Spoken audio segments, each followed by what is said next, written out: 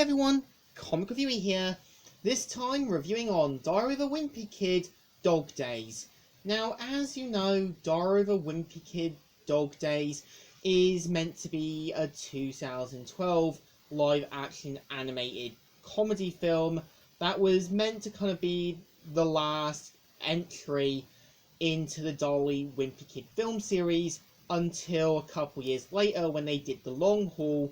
That feels more like a self-titled reboot, and was also the last time we would see the original cast. Now, the premise of the film is meant to take place a couple months after the second film.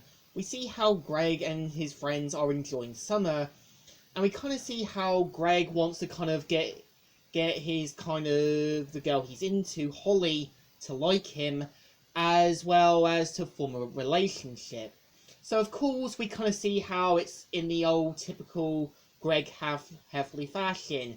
He's gonna mess up, he's gonna kind of make things from bad and worse. And I think what the film does get right at, it's kind of meant to have Frank Heffley try and be a father to Greg, and him trying to realise that he needs to spend more time with him.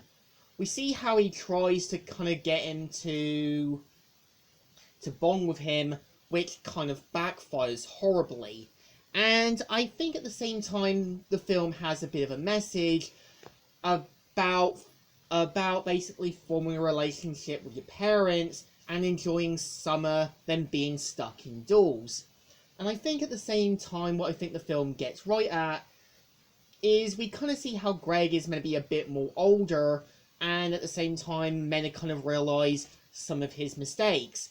And I think we kind of see how some moments kind of rehash the same plot, like when we kind of got Rowley kind of unable to see Greg, afraid he thinks he's a liar, which kind of reminds me a bit of the first film, but I'm glad they did that as a good Easter egg. And I think at the same time what I think the film also gets right at is that it's trying to kind of not take itself seriously, but trying to make this last epic film with the original cast. And you can kind of tell the cast do put a lot more effort in their work. Like, we kind of see how Roderick does treat Greg a bit more better. We kind of see how Susan still tries to be the kind of nurturing mum.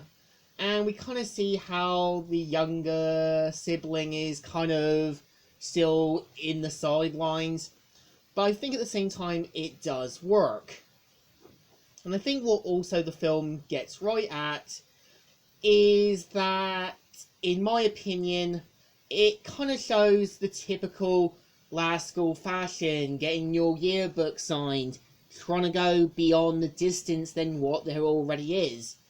And I think at the same time I would say the last three movies had a bit of a message about being a better friend, like in the first film, being a better brother in the second one, and this one is trying to fix a father and son relationship, which I think works. And you can kind of tell Frank and Greg do try to bond, and you can tell they kind of realise some of their flaws, like Greg trying to sort of see that he needs to be a bit more mature and stop trying to act like an immature kid.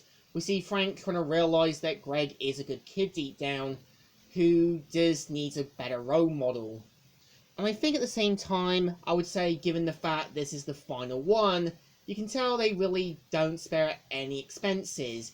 And I think at the same time, it's good to see the original cast older, and that message that we would kind of see, this would be the last time we would see them, which does remind me a bit of Ed and Eddie's Big Picture Show, where it would be the last time we would see the Eds, Naz, Johnny, Rolf, Kevin, and all the others. So I think this movie once again deserves a thumbs up. Still good, and still alright. So, Comic Reviewer here, signing out.